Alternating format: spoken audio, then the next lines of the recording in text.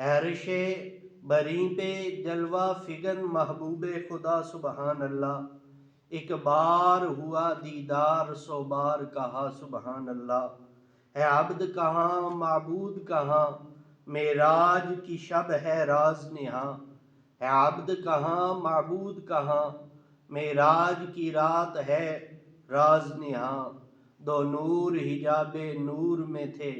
دو نور حجاب نور میں تھے، خود رب نے کہا سبحان اللہ۔ معراج النبی صلی اللہ تعالی علیہ وآلہ وسلم کو اللہ تعالی نے اپنی پاکیزگی کی دلیل بنایا ہے، اور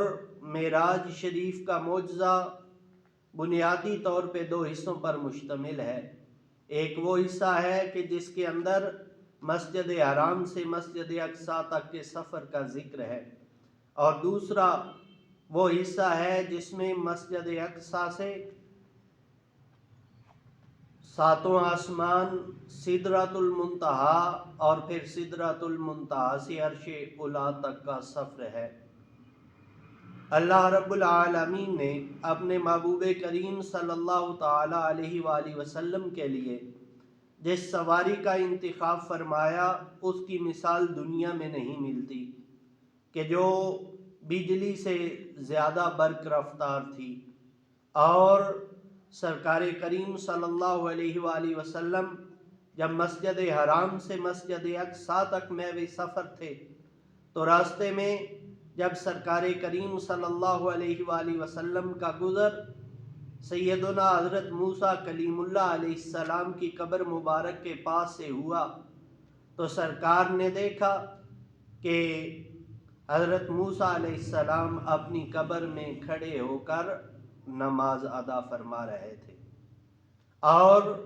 جب سرکار کریم صلی اللہ تعالی علیہ وآلہ وسلم مسجد اقصیٰ میں پہنچے، تو وہاں سارے نبیوں اور سارے رسولوں نے